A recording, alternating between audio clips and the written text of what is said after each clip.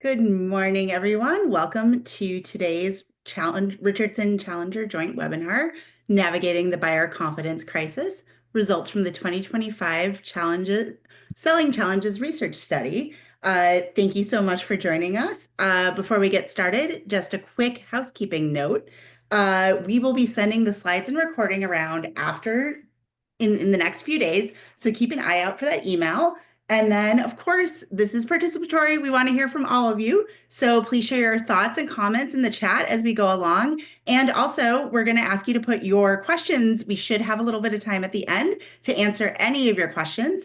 So share them in the chat and we will go ahead and get started. As always, I'm your host, Stevie Keene, the Senior Director of Content and Creative here at Richardson and Challenger. And our webinar today is produced by Sarah Doherty, who works with me on our fantastic marketing team. Thank you so much for joining us. I am delighted today to be joined by two exceptional colleagues, Nicola Amis, our VP of Sales over in EMEA, and Maggie Knopf, who is one of our executive advisors here at Richardson and Challenger. Guys, thank you so much for joining us. And I think, Nicola, we're going to get started with a poll, correct? We are. Thanks, Stevie. And yeah, good morning, good afternoon, good evening to some of you. Thanks for spending your Friday, whatever time of day it is, with us. I'm going to take you through the first question, which is intentionally broad. And really, the idea is to not influence your answers and just take a moment to figure out what's bubbling up for you as you look at this question. So right now, what's your biggest challenge in selling? So just take a pause and think about what's coming up for you, and pop it in the chat, and we'll have a look and see if there's any common themes. Interesting, yeah. Thanks, Martin. Apathy, getting collective. Yes, you'll hear a lot about that from us, the collective yes from the buying committee as we go through.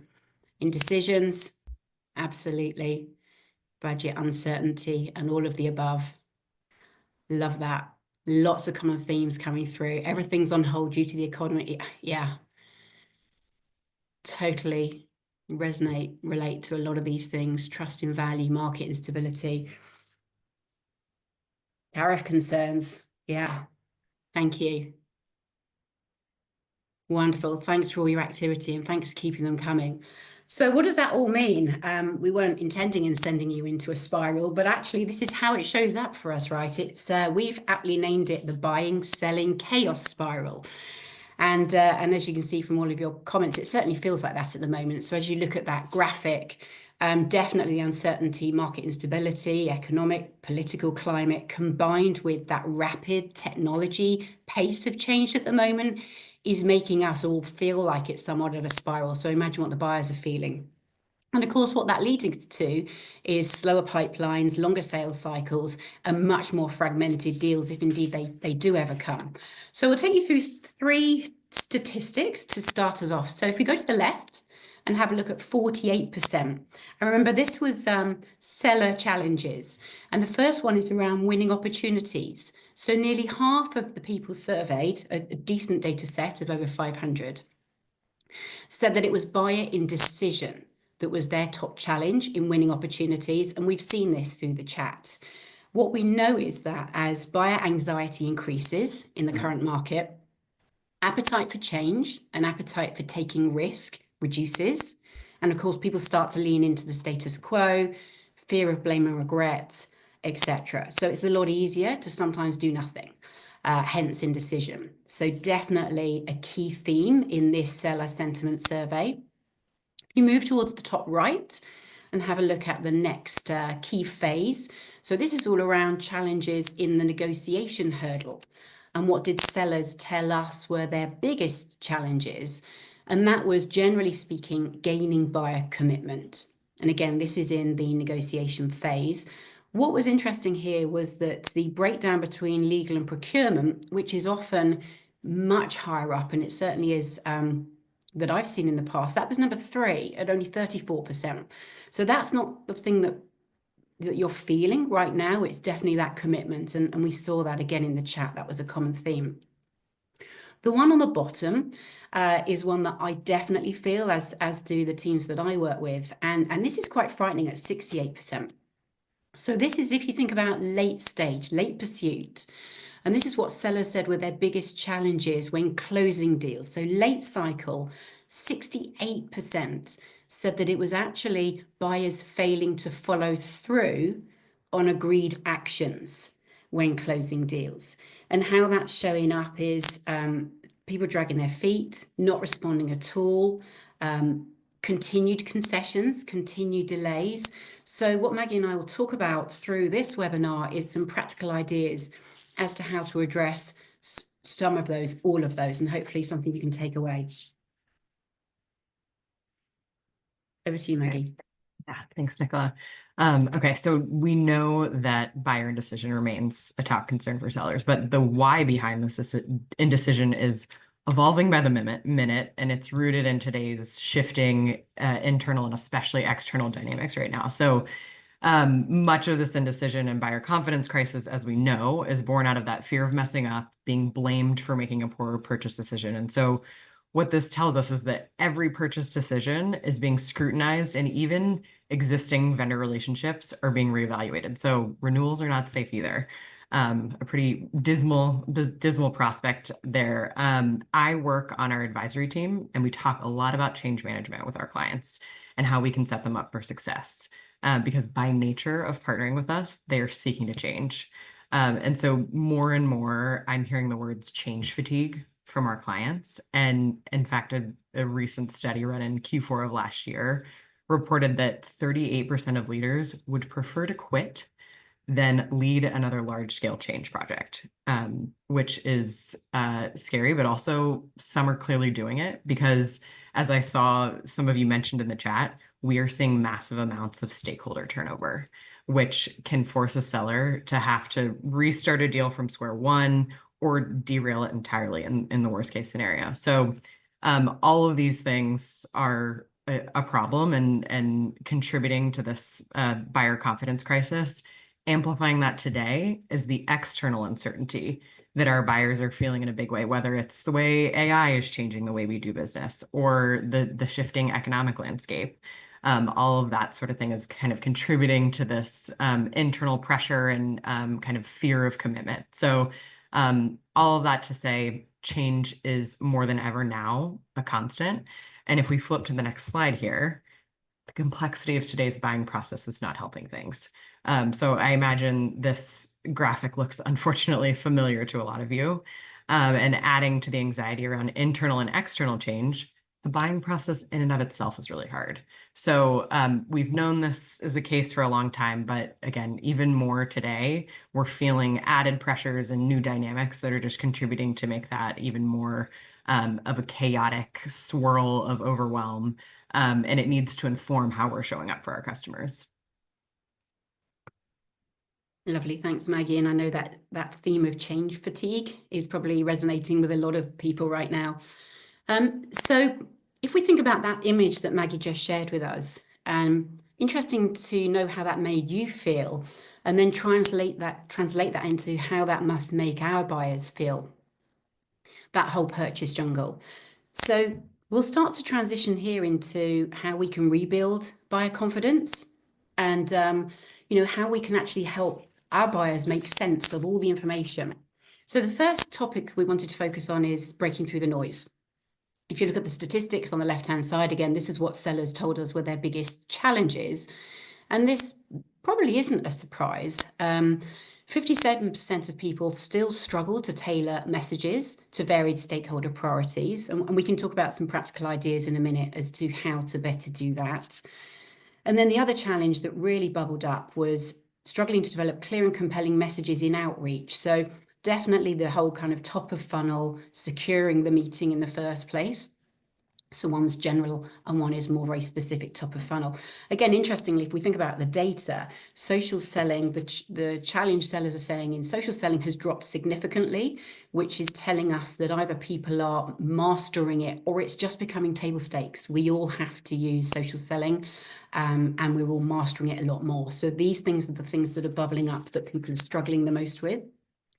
And if we think about some practical aspects to address this, one of the things I think that's showing up is that buyers have a much greater expectation of research and us investing time thinking about their organizations, challenges, initiatives, and priorities. So the first topic around structuring outreach with high impact questioning. There's a couple of things I'd like to underscore here, and that is structuring outreach with thoughtful and tailored high impact questioning. Now, that might sound obvious, but that's actually really difficult to be able to do that across the different layers of personas. If we remember, pain is personal, so it's got to be by job and by persona. It can be quantified and it should be negatively stated. So again, think into prospect theory, loss aversion, etc. So that in itself, if we're tailoring messages by persona that's personal, that has quantifiable data, and it is bringing all that research together, that's actually, that's tough to do. Secondly is around teaching buyers something new, providing insight and providing perspective to be able to help them think about something new in a way they hadn't considered and considered needs, or in a new solution that they hadn't anticipated. Showing in advance that you're someone that can really help create value and bring perspective through that whole concept of being a guided seller through the buying journey. Something to add to this, and it's been interesting to see in the chat if anyone else has experienced this, whilst all of us are using AI a lot more to be able to tailor these messages, actually it's critical that we make our messages human. And it was only, 2 weeks ago that a client organization was sharing that they discounted one of their shortlist potential partners because the submission looked like it'd been written by AI. It was too perfect. So again, whilst we're doing all this personalization by persona, etc., let's make sure that we're making it human at the same time. Navigating complex buyer groups. So this won't be a new concept to most of us. There's been data over many, many years, whether it's Gartner, Bain, Forrester, etc., about how buying groups are increasing in size and averaging, you could cite 11, 20, etc. But interestingly, this is still an area that sellers are saying they're struggling to identify decision makers with these complex buying groups. And once this heightened concept of risk is increased, then more and more buyers are popping up throughout the pursuit, throughout the opportunity that we hadn't necessarily anticipated. That's causing our sellers immense concern because it's introducing new objections, misalignment between different stakeholders, new people in the buying committee that often haven't even met one another, let alone are aligned on needs and business outcomes and goals. And again, inaction. So this is becoming an ever-increasing group of stakeholders and buyers to navigate and to identify the decision maker. So thinking about some practical ideas to be able to address this. The first section is two-part. And again, it seems easy. It seems obvious, right? We should all be mapping our organizations and multi-threading, make sure we're not single-threaded. But actually, the mapping should start early and frequently and constantly validated by someone in our client organization. We really need to understand not just the formal organizations and buying environment, but the informal structures, which can be equally as difficult, and the influence that sits behind that. Then if we think about being multi-threaded, this is to de-risk constant change that Maggie spoke about. We might be at CXO, but again, if we're thinking about churn within the organization, what happens when our chief revenue officer leaves, etc.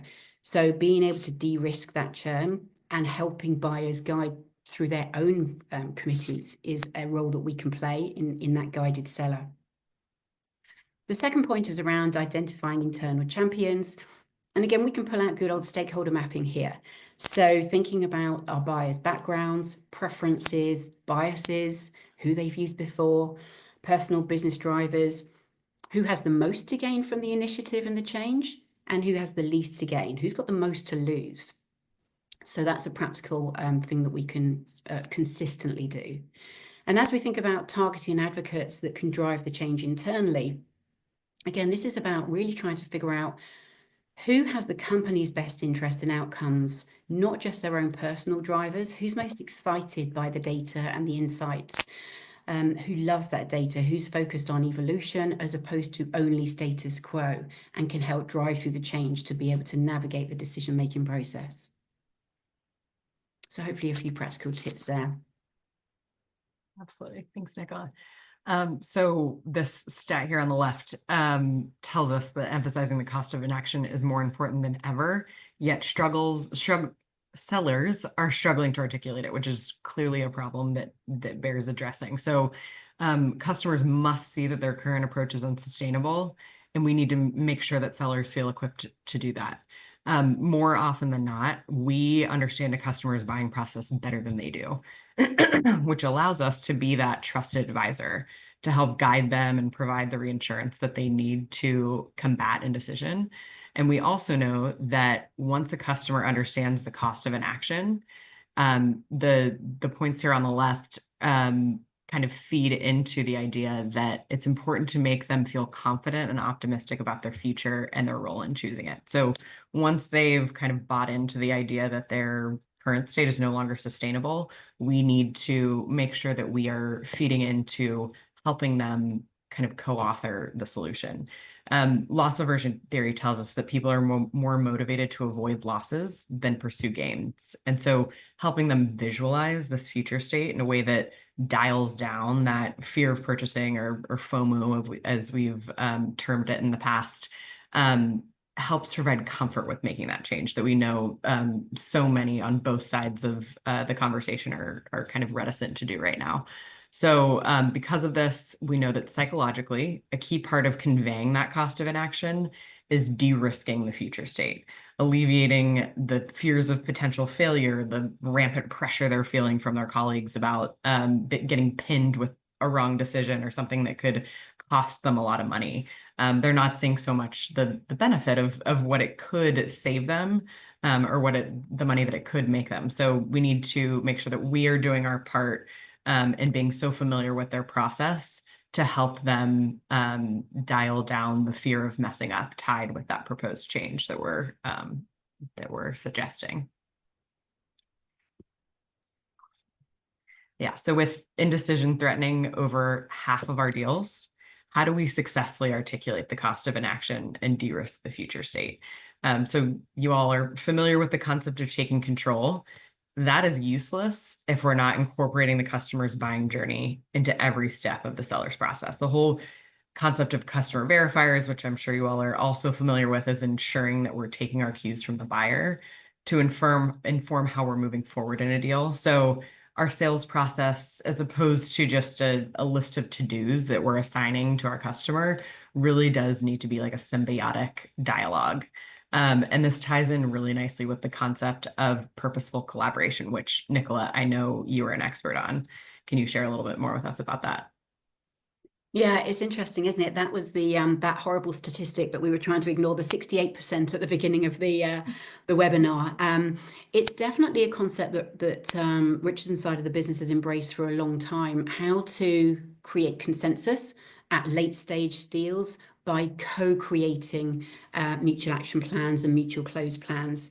And actually, we've got some practical things that we can talk about in the wrap up on that, but it's definitely something that hopefully will address the 68% concern.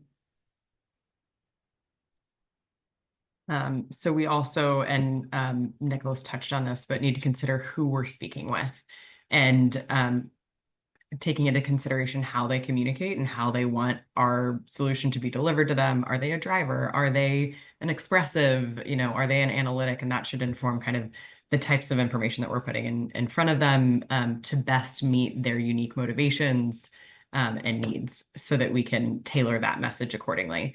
And then finally, instead of giving them just a bunch of options to choose from, which is already contributing to the anxiety that they're feeling with all the changes and things around them causing chaos, we need to prescribe what we understand the best path forward for them is based on our interactions with them up until that point, so that we can help alleviate some of that anxiety associated with the choice that's contributing to all the other factors that we know are plaguing them right now.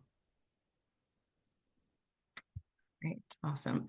So we have another poll question for you all.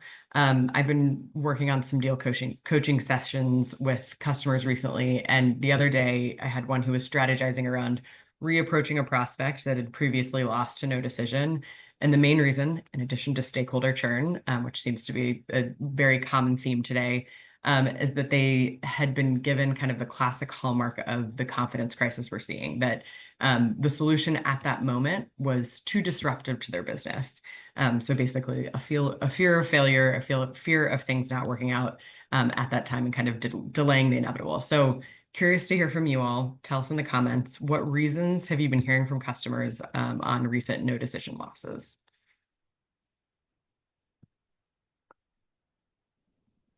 Transition risk, absolutely. Overwhelmed by expectations, totally.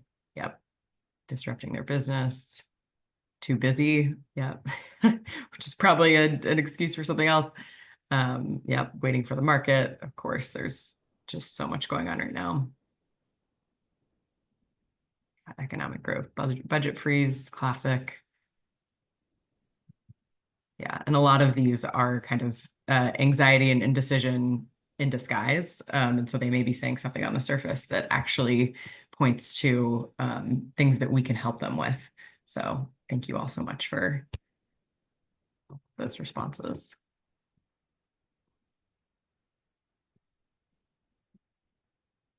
So given all the change and the data and the chaos that we've all been talking about, what are the few things, by way of kind of a close and recap, that we can bring together that could potentially have the biggest impact given all of this change?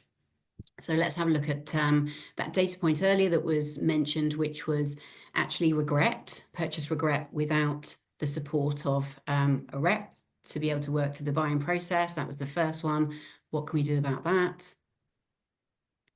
Well, this is really about the strategic advisor, strategic guide role. So how can we move into helping buyers make sense of the data, the overwhelming amount of information that's in front of them, bringing perspective, bringing insight early in the phase, early in the cycle, helping align and building consensus. So that first step is definitely around our role as strategic guide. The second one, which I think we've talked about a lot, is that whole sellers struggling to articulate the cost of inaction. And Maggie mentioned this a lot, which is really from a tactical point of view, it's mastering the art of driving urgency and the cost of inaction. So this is about framing for risk, not framing for reward, leaning into loss aversion and cost of inaction. And again, some very practical ideas there when building in your messaging. So that's very much around framing for risk. And the 60% of sellers gaining buyer commitment, that was their biggest hurdle. That was both the negotiating hurdle and it was also the late stage deal cycle hurdle, which was the 68. What can we do to address that one? This is, again, I think there was a comment in the chat about loving the phrase Maggie used around purposeful collaboration. This is around intentional collaboration. Practical ideas for you to throw out there. Many of you are probably doing these things already, but this is having late stage sprints where, you know, the communication that you've scheduled in increases. Having shared digital collaboration rooms where you can help the buyers actually align their own internal teams and committees. Having collaboration plans which are co-created, not seller created as part of a mutual action plan that's actually a seller action plan. This is a co-created closed collaboration plan. And actually having that tracked regularly and updated. So maybe a few practical things there to be able to address. So I think we're starting to move into our wrap up and Q&A now. We are. Thank you so much. That was a great walkthrough of the data. So first, I just want to call out, if you haven't already, most of this data came from our annual research study, Selling Challenges. You can scan that QR code and get the full paper to learn more. We have a couple questions. If you have more questions, please go ahead and put them in the chat. We'll answer as many as we can in the next 5 minutes or so. Our first question is from David H., who heard what you were saying, Maggie, earlier about transitions. And so how do you minimize fear and challenges during stakeholder transitions or other changes that are outside your control as a seller?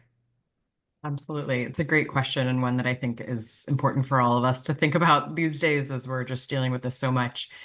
If it's possible to multi-thread, we know it's not always based on the amount of turnover we're seeing. That is a great way to kind of help make those transitions as smooth as possible.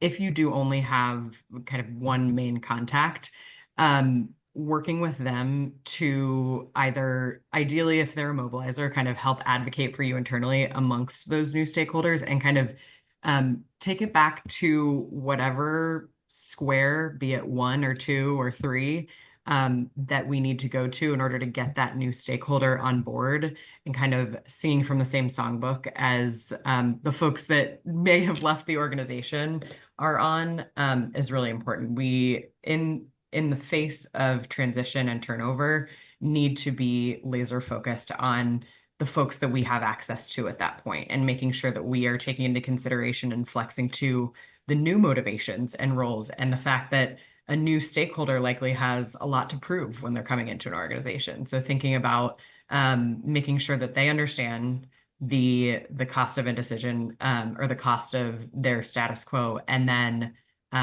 the comfort and the solution that we're proposing. So I would say multi-threading and making sure that we are pivoting and catering to those new stakeholders by way of ideally the mobilizers that we've already had made contact with. Yeah, I love that, Maggie.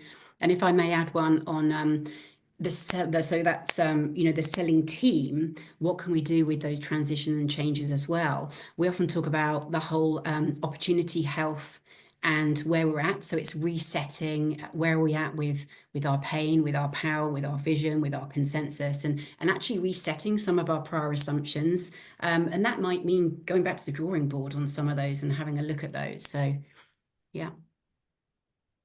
Great. So we got two questions that I think are similar enough. So Rachel and Melissa, thank you for being on the same wavelength.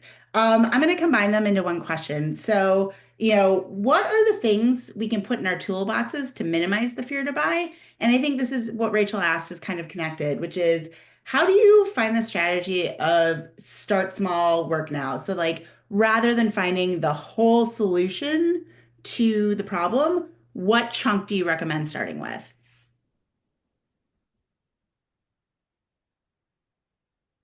Yeah, for me, there's a couple of different layers in that, and I know Maggie, you'll build more on the status quo bias. So the minimize the fear of change. I think the whole leaning into status quo bias and actually, what is the fear of staying still? What's the downside to standing still and doing nothing? And we can definitely lean into some of the messaging there. So leaning into status quo bias and the risk of inaction. With regards starting small, we're definitely seeing a lot of that with regards to that question. People are much more risk averse into committing into multi-year agreements at the moment.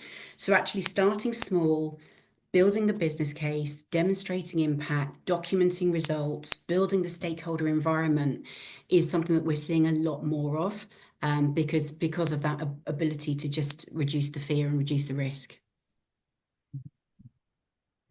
And I think adding on to that, what initially just popped into my head is when we're working with organizations on messaging and go-to-market strategy, there's a tendency to, even if we're following kind of the idea that we focus on the negative consequences of status quo first and then move into our solution, there's a tendency to then want to list every great, wonderful feature and benefit of our solution. And I think narrowing that down to focus with a through line from start to finish of the conversation of just those pieces that are most relevant and important to our customers is a big part of that. So holding ourselves back from wanting to gush about our solution and doing it in a more strategic way that brings up the relevant pieces of it that matter to our stakeholder based on the discovery that we've done throughout the process and kind of the hypothesis that we feel in our conversations makes the most sense for them. Wonderful. Well, I think we have time for just one last question, and this one is from Andrea F. And it is, do you think young sellers are in need of better foundational training and less sales playbook approaches? Great question. I have a view on that. I don't necessarily believe that it's only young sellers, in all honesty. I think many of us can consistently lean into mastering some of the foundation. You know, we often talk about interpersonal skills, the emotional intelligence skills, simple things like, you know, listening and checking. And I think often as we become more advanced in our careers and develop mastery and expertise, we often forget some of those foundational skills because we do have that expertise. So I'd say yes, and both the newer sellers and some of those, you know, us that have been doing it a long time. Definitely foundation skills are always a necessity. I totally agree, Nicola. I would say sometimes folks further into their tenure, it's even harder to kind of go back and relearn everything and everything. But I think sellers learning for the first time how to sell can definitely benefit from tools and resources to support that. So. All right. Well, thank you all so much for joining us. We are so excited you joined us for this conversation. We will be sending the slides and recording out to everyone who registered in the next few days. And if you haven't already, be sure to follow Richardson and Challenger on LinkedIn. And then as you exit Zoom, you are going to get a survey about today's webinar. We really do love these results. We want to make sure we're giving you the guidance and information that you need. And so be sure to take a minute and fill that out. And thank you so much and have a wonderful rest of your day.